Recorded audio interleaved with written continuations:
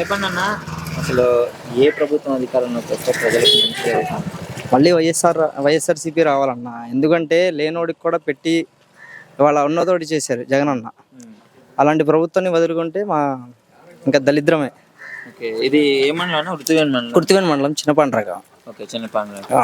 అంటే ప్రజల్లో ఇప్పుడు జగన్ గారు వచ్చిన తర్వాత ఉచితంగా డబ్బులు ఇచ్చేసి సోమరిపోతులు చేశాడు, సో ఇదే నడుస్తుంది, ఉద్యోగాలు లేవు అని వాళ్ళు అంటున్నారు కదా.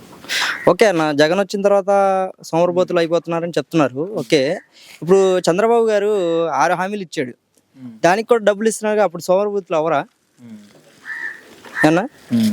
వాళ్ళు కూడా సోమరబోతులు అవుతారుగా. జగనన్న 3 పిల్లలు ఉంటేనే ఒకళ్ళకి ఇస్తుంటేనే సోమరబోతులు అవుతున్నారు అంటున్నారు.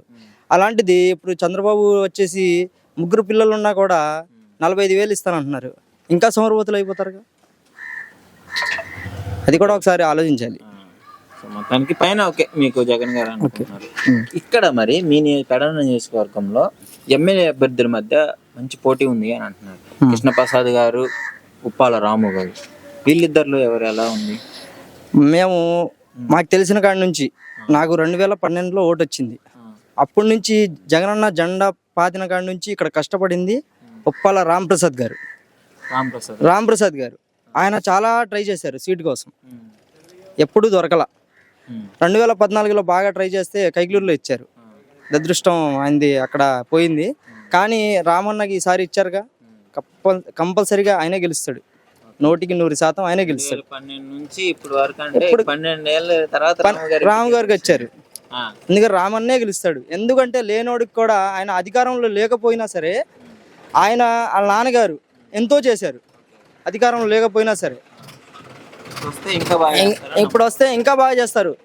ఎప్పుడో ఎందుకన్నా, ఇప్పుడు 35 సంవత్సరాల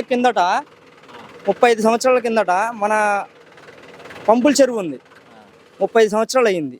దానికి వాటర్ ఫిల్టర్స్ పోయి దాదాపుగా 15 సంవత్సరాలు అయింది. కానీ మొన్న రామన్నకి ఇన్ఛార్జ్ ఇచ్చిన తర్వాత ఆయన జెడ్పీ నిధులతో, ఆయన వైఫ్ జెడ్పీ ఉన్నారు కదా హారిక గారు, ఆయన నిధులతో తీసుకొచ్చి 60 లక్షలు ఖర్చు పెట్టి వాటర్ ఫిల్టర్లు బాగా చేశారు. కానీ మా ఊరికి ఏంటంటే మైనస్, వాటర్ సమస్య చాలా ఎక్కువ ఉంది. ఈసారి రామన్న వస్తే మాత్రం ఆ లోటు కూడా తీరిపోద్ది అనుకుంటున్నాం. చేస్తాడంటారా లేదంటే గెలిచే వరకే? లేదన్న, ఆయన ఇచ్చిన మాట చేస్తాడు. ఆయన ఇచ్చిన మాట చేస్తాడు.